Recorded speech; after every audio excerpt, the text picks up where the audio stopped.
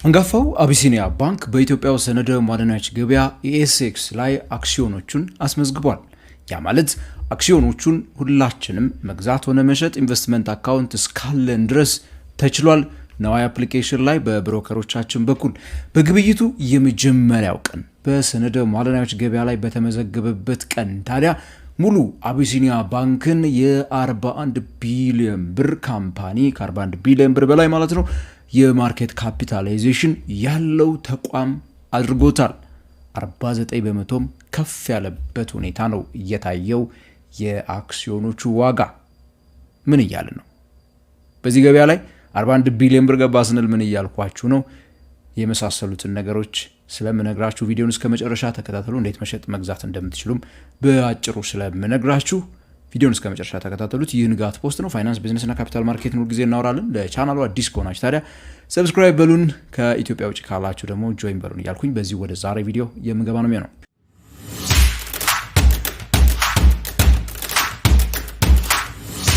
በኢትዮጵያ ሰነደ ማዕድናት ገበያ ኤኤስኤክስ በተለምዶ አክሲዮን ገበያ እያልን በምንጠራው ገበያ ላይ እንግዲህ ስድስተኛ ድርጅት ሆኖ ነው አቢሲኒያ ባንክ የተቀላቀለው። ከዚህ ቀደም እንደምታስታውሱት እንግዲህ ወጋገን ባንክና ገዳ ባንክ ቀዳሚዎቹ ነበሩ።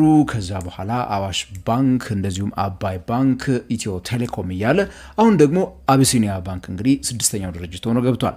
በኢትዮጵያ ሰነደ ማዕድናት ገበያ ላይ አቢሲኒያ ባንክ BOAX በሚል ሲምቦል ወይ ደግሞ ቲከር ይባላል በእንግሊዝኛው ተወክሎ ነው እንግዲህ ወደዚህ ገበያ የገባው።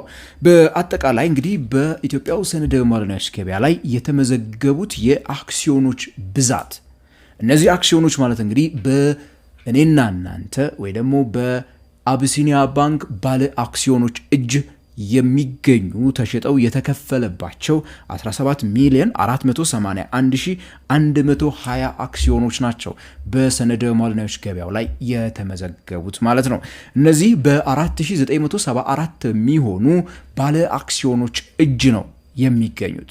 ከባንኩ መመስረት ጊዜ ጀምሮ ሲገዙ የነበሩትና በቅርብ ጊዜ ደግሞ ከ3 ሚሊዮን በላይ አክሲዮኖች እንደምታስታውሱት ደግሞ ለነዚሁ ባለ አክሲዮኖች በ1600 ብር እንኳን ሲያቀርብ እንደነበረ ታስታውሳላችሁ። የራይትስ ኦፈር በምንለው ማለት ነው። እነዚህ አንድ ላይ ተዳምረው 17.4 ሚሊዮን አካባቢ የሚጠጉ የአቢሲኒያ ባንክ አክሲዮኖች እንግዲህ አሁን የት ሄደዋል ማለት ነው? በኢትዮጵያ ሰነደ ማዕድናት ገበያ ላይ ተመዝግበዋል፣ ሊስት ተደርገዋል። ይህንን ያክል አክሲዮን ገበያ ላይ ባለቤቶቹ ወይ ደግሞ የአክሲዮኑ ዋነኛ ሆልደርስ ማለት ነው መሸጥ እስከፈለጉ ድረስ ለግብይት ብቁ የሆኑ አክሲዮኖች 17.4 ሚሊዮን መሆናቸውን ያሳየናል ማለት ነው። ታዲያ ይህ ቁጥር 17.4 ሚሊዮን የሚጠጉት አክሲዮኖች አንዳንድ መረጃዎችን ልስጣችሁ። በተደጋጋሚ ስለ አክሲዮን ገበያው መሰራቸው ቪዲዮዎች ላይ ከታች የገቡ ሰዎች የሚሳሳቱትን አንድ ቁልፍ ነገር እንግዲህ እዚህም ላጥራና ልጀምር። ምንም ማድረግ ስለማልችል ሰዎች ለምን በድጋሚ ራሱ እንደሚጠይቁ አልገባ ብሎኛል። እነዚህ አክሲዮኖች ያላቸው ፓር ቫሊዩ የድርጅቱ መመስረቻ ጽሁፍ ላይ ልበል ወይም ደግሞ እስቲ ካቀለለው የድርጅቱ መመስረቻ ጽሁፍ ላይ ቃለ ጉባኤው ላይ ለውልና ማስረጃ ኃይሎ ተመርቶ ንግድ ቢሮ የመዘገበው ወረቀት ላይ ፓር ቫሊዩ ምንለው አንዱ አክሲዮን አንዱ እጣ ባለ 1000 ብር ነው። አሁንም ማወቅ ያለባችሁ ብዙ ሰዎች ስለ ኢትዮ ቴሌኮም ተሰራ ባለ 100 ብር ነው ስል ኖ ለምንድነው 100 ብር የምትለው 300 ብር ነው እያሉ የምትከራከሩኝ ሰዎች ስላላችሁ ነው ይሄንን ደግሞ አሁንም 1000 ብር የአቢሲኒያ ባንክ አንድ አክሲዮን አንድ እጣ የእናንተ ድርሻ ከ17.4 ሚሊዮን የሚጠጉ አክሲዮኖች ብያችኋለሁ አሉ። ከሷ ውስጥ አንዷ 1000 ብር ነች ማለት ነው። ምን ይላል ታዲያ? በተለይ አብዛኛዎቻችሁ ድርጅቱን ስትመሰርቱ ከዛ በኋላ በነበሩ አመታት 1000 ብር ነበር ስትገዙ የነበረው። አክሲዮኖቻችሁን አሳድጉ ሲባል 1000 ብር ነበር ስትከፍሉ የነበረው። በዚህ በቅርቡ ባሳለፍነው አመት እንግዲህ ራይትስ ኦፈር በሚሰጥበት ሰዓት አይ ቲንክ ወደ 4 አክሲዮን አካባቢ ላለው በድርጅት ውስጥ ኦሬዲ 4 ምናምን አክሲዮን ላለው ሰው አንድ አክሲዮን የመውሰድ መብት ሰጥቶ ነበረ። ታዲያ ያንን መብት ሲሰጥ ምን አድርጎ ነበረ? 1600 ብር ግን ግዙኝ ከጊዜው የገበያ ዋጋ ጋራ በሚል እሳቤ ማለት ነው። 600 ብሯ ፕሪሚየም ምንላት ነች በሼር ፕራይስ ላይ ወይ ደግሞ ኦፈር ፕራይስ ነው። 1600 ብሩን የኦፈር ፕራይስ እንለዋለን። አክሲዮኖቹን ድርጅቱ ሊሸጥበት ኦፈር ያደረገው ላትርፍባችሁ 600 ብሯን። ኖርማሊ ለባለ አክሲዮን 600 ብሩ ድርጅቱ አያተርፍባችሁም ፎር ዳት ማተር። ምክንያቱም ያ 600 ብር ዞሮ ዞሮ የናንተ የተከፈለ ሳይሆን የጠቅላላ ካፒታል አካል ተደርጎ ይደመራል። የሼር ፕሪሚየም ተደርጎ ተደምሮ የሚመጣ ቁጥር ቢሆንም በአቢሲኒያ ባንክ ጉዳይ ግን ይሄንን ወቁ። 1000 ብር ፓር ቫልዩ 1600 ብር እናንተ ደግሞ የከፈላችሁት የገዛችሁበት የኦፈር ፕራይስ ኦፈር የወሰዳችሁበት ዋጋ ነው። 600 እንደ ፕሪሚየም ትያዝላችኋለች። ነገር ግን የውልና ማስረጃው መዝገብ ላይ እጣ ቁጥራችሁ ሲቆጠር 1000 ብር አንድ ፍሬ ተብሎ ነው እንጂ ለምሳሌ ሁለት ብትገዙ 3200 ብር ስለሆነ 1000 ብር ተደርጎ 3 አይቆጠርላችሁም ማለት ነው። 1000 ብሯ ነች። 600 ብሯ እንዳልኳችሁ የቶታል ካፒታል አካል ትሆናለች። ታዲያ ተመልክታችሁ ከሆነ ግብይቱ በተጀመረበት በዛው በመጀመሪያው ቀን ገበያው ማለትም ለምሳሌ እኔ የአቢሲኒያ ባንክ አክሲዮን የለኝም። ከነባር አክሲዮኖች ወይ ደግሞ ከ4900ዎቹ ባለ አክሲዮኖች ውስጥ አንዱ አይደለም። ስለዚህ የአቢሲኒያ ባንክ ባለ አክሲዮን መሆን እፈልጋለሁ። ባለ አክሲዮኖቹ የቀደሙት ባለቤቶቹ በ1600 ብር እየገዙት ነው። ከዛ በፊት በ1000 ብርም ገዝተውታል። እኔ ግን ባለቤት መሆን ስለፈለኩኝ ለመግዛት በዛ ቀን መሄድ እችላለሁ፣ ምክንያቱም መግዛት ስለሚቻል። በዛን ቀን ገበያው ግን ምን አለ? የአቢሲኒያን በ3000 ብር በአማካይ ካገኘን እንገዛለን አለ። በዚህ የተነሳ የግብይት መጀመሪያ ቀን ላይ ተመልክታችሁ ከሆነ እንግዲህ 3000 ብር ገብቶ ነበረ። ከፍተኛው እስከ 3000 ብር የሄደበት አማካይ ዋጋ እዚህ አካባቢ የታየበት ሁኔታ ነበረ፣ የአቢሲኒያ ባንክ አክሲዮኖች ማለት ነው። ይሄን ደግሞ የማርኬት ፕራይስ እንለዋለን። አያችሁ የቅድሞቹ ዋጋዎች እንዴት እየተላለፉ እንደመጡ እንድትመለከቱ ብዬ ነው። ይሄኛው አሁን የምነግራችሁ የማርኬት ዋጋ ነው። እኔ ባለ አክሲዮን ያልሆንኩት ሰውዬ አቢሲኒያ ውስጥ እጄ ላስገባ ብዬ በማሰብ ይሄን ያህል ከፍዬም ቢሆን አገኘዋለሁ ያልኩት ዋጋ እሱ የማርኬት ፕራይስ ነው። እነዚህን ሶስቱ መካከል ያለውን የዋጋ ልዩነት ታዲያ መረዳት በጣም ቁልፍ ነው። ፓር ቫልዩ፣ ኦፈር ፕራይሱ እና የማርኬት ፕራይሱ ማለት ነው። እነዚህ በጣም ሶስቱ የተለያዩ ናቸው። ይሄ በመሆኑ በመጀመሪያው ቀን ኦሬዲ ከላይ ጠቅሻታለሁ። በዋጋ ደረጃ ስንመለከተው እንዲህ በኢትዮጵያ ሰነደ ማለናች ገበያ ላይ አማካይ ዋጋ 3000 ብር አካባቢ ነበረ። ሲጀምር ያው ጠዋት ልክ ሊስት በተደረገበት ሰዓት ጠዋት 3 ሰዓት ላይ ግብይት ልክ ሲጀመር 1600 ብር ላይ ነበረ የጀመረው። የኦፕኒንግ ፕራይስ የምንለው የመክፈቻ ዋጋው የነበረው 1600 ብር ማለትም በኦፈር ፕራይሱ ማለት ነው። እሱ ነው እንደ ዋጋ ተወስዶ የሄደው። ማታ ላይ በዛው ዕለት እንግዲህ ማለት ነው በዛው ዕለት በሚዘጋበት ሰዓት ግብይት በሚያበቃበት ጊዜ 2385 ብር ከ51 ሳንቲም አካባቢ ነበረ የዘጋው ማለት ነው። በዕለቱ መጨረሻ የነበረውን ዋጋ እና የጀመረበትን እንግዲህ ስንመለከት ከ1600 አካባቢ ሲንጀምር ማለት ነው ኦልሞስት የ49 በመቶ አካባቢ እድገት ያሳየበት ነው ማለት ነው። ስለዚህ በእጃቸው 1600 ብር ከፍለው ገዝተው የነበሩት የአቢሲኒያ ባንክ ባለ አክሲዮኖች ገበያው 49 በመቶ ተጨማሪ ገንዘብ ከፍሏቸው ነበረ በዛን ቀን ማለት ነው።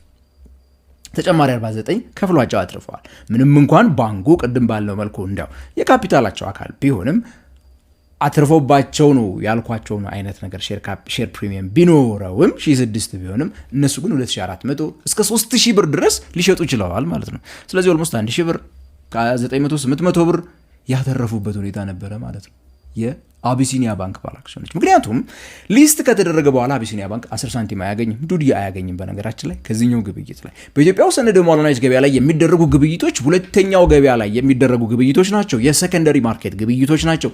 እኔና እናንተ የምንገበያያቸው ግብይቶች ናቸው።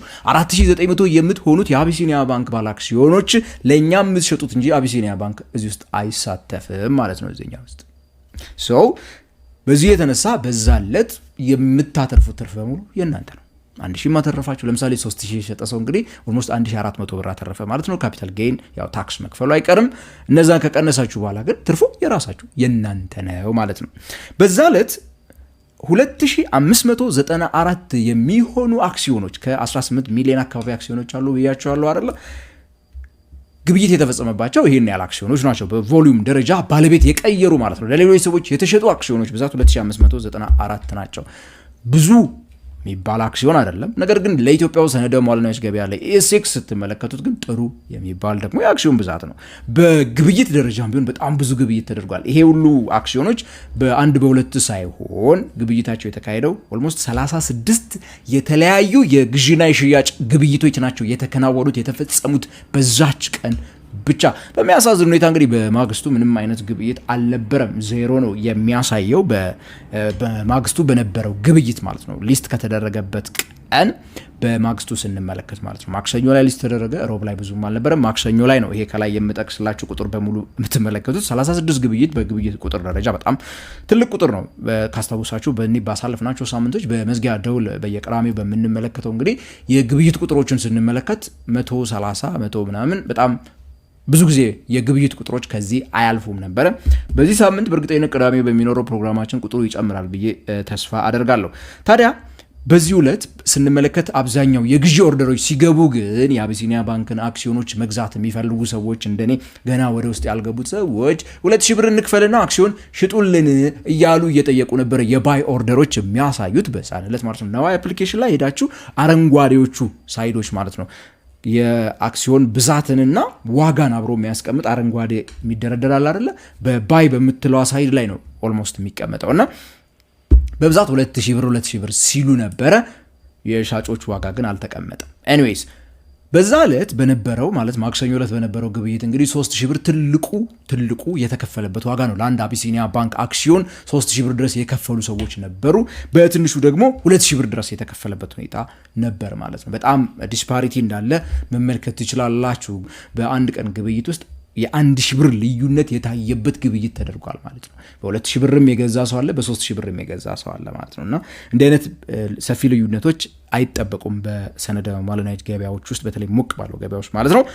በአጠቃላይ እንግዲህ በዚህችው ቀን ብቻ ማለት ነው 6.18 ሚሊዮን የኢትዮጵያ ብር ግብይት ነው እየተካሄደው የአቢሲኒያ ባንክ አክሲዮኖች ብቻ። ከ6.1 ሚሊዮን ብር ተንቀሳቀሰ በዛች ቀን ብቻ የአቢሲኒያ ባንክ አክሲዮንን ለገዙና ለሸጡ ሰዎች ማለት ነው ያንቀሳቀሱት ገንዘብ ወይ ደግሞ የሸጡ ሰዎች የተቀበሉት ገንዘብ በዛን ቀን። ከዚህ ላይ እንዳልኳችሁ ካፒታል ጌይን ታክሱን ጨምሮ ወደ 2.5% የሚሆን በሰነደ ሙዓለ ንዋዮች ገበያ ተሳታፊዎች የሚወሰዱ ኮሚሽኖች አሉ። እነዛ ተቀናንሰው ግን 6.18 ሚሊዮን ብር አጠቃላይ በዛን ዕለት የተንቀሳቀሰ ገንዘብ ነው ማለት ነው። አቢሲኒያ ባንክ የዘጋበት ዋጋ በማክሰኞ ዕለት ማለት ነው ክሎዚንግ ላይ የዘጋበትን ዋጋ ወስጄ ነው በእነዚህ ሊስት በተደረጉት ወይ ደግሞ በተመዘገቡት 17 ሚሊዮን አክሲዮኖች ሲባዛ በዕለቱ ሲዘጋ 2385 ብር ከ51 ሳንቲም ላይ ነበር የዘጋው የአክሲዮን ዋጋ ብያችሁ ነበርና በዛ ስታበዙት ማርኬት ካፒታላይዜሽን የሚባለውን ታገኛላችሁ። አቢሲኒያ ባንክን 41 ቢሊዮን ብር ባለቤት ያደርገዋል ማለት ነው። በዛ ስታባዙት ማርኬት ካፕ በባህሪው ምንድነው መስላችሁ? በአንዴ ከፍ አንዴ ዝቅ ማለት ባህሪ ያለው። በዛው ቀን ውስጥ ለምሳሌ መዝጊያው ላይ ይሄ ነበር እንጂ እስከ 3000 ብር ሄዶ ነበር አይደለ? ያኔ 50 ምናምን ቢሊዮን ብር ገብቶ ነበር ማለት ነው አቢሲኒያ ዋጋው ገበያው የተመነለት ዋጋ። ስለዚህ እነዚህን መረዳት በጣም ወሳኝ ነው። እንግዲህ በዕለቱ ዕለት ኦልሞስት እዛ ደርሶ የነበረ ቢሆንም ነገር ግን ተመልሶ ወደ 50 ምናምን ቢሊዮን ገብቶ የነበረ ቢሆንም በ41 ቢሊዮን ብር አካባቢ ማርኬት ካፒታላይዜሽን ነው ያጠናቀቀው ማለት ነው አቢሲኒያ ባንክ። ካሁን በኋላ ማርኬት ካፕ የምትባል ነገር እንግዲህ መስማት እንቀጥላለን ማለት ነው። ገበያው ስንት ይለዋል አቢሲኒያ? ባንኩ 18 ቢሊዮን አካባቢ ሊስትድ ካፒታል አለኝ ብሎ ተናግሯል። የተከፈሉትን ካፒታሎች ምናምን እነዚህን ይዞ ማለት ነው። ገበያው ግን አይ አቢሲኒያ 41 ቢሊዮን ነው የሚያወጣው እያለ ነው። እንዲያውም 51 ቢሊዮን ብር ያወጣል ብሎ ነበረ። ነገር ግን እለቱ የገፋ ሲሄድ ነው ወደ 41 ቢሊዮን ብር ነው ያጠናቀቀው። ታዲያ የአቢሲኒያ ባንክ አክሲዮኖችን መግዛት ሆነ መሸጥ የምትፈልጉ ሰዎች የመጀመሪያውና ቁልፍ ነገር ማድረግ ያለባችሁ የብሮከሬጅ አካውንት፣ የኢንቨስትመንት አካውንት፣ የድለላ አካውንትን በኢንቨስትመንት ባንኮች ወይ ደግሞ በደላሎች ወይ ደግሞ በአገናኞች በኢትዮጵያ ውስጥ ሰነደ ሙዓለ ንዋዮች ገበያ የተፈቀደላቸውን አገናኞች ሄዳችሁ ወይ ደግሞ በነዋይ አፕሊኬሽን ላይ አካውንት መክፈት አለባችሁ። ነዋይ አፕሊኬሽን ላይ እንዴት ነው አካውንት መክፈት የምንችለው? ዲስክሪፕሽን ላይ የተቀመጠላችሁ ቪዲዮ አለ፣ እሱን ተመልከቱ። ከዛ በኋላ መግዛትም ሆነ መሸጥ መጀመር በቀላሉ ትችላላችሁ ማለት። ጥያቄ አስተያየታችሁን ኮሜንት ሴክሽን ላይ ጻፉልኝ። ይህ ንጋት ፖስት ነው። ለቻናሉ አዲስ ከሆናችሁ ሰብስክራይብ በሉ። ከኢትዮጵያ ውጭ ካላችሁ ደግሞ ታዲያ ጆይን በሉ እያልኩኝ የዛሬውን ቪዲዮ እኔ በዚሁ አጠናቅቃለሁ።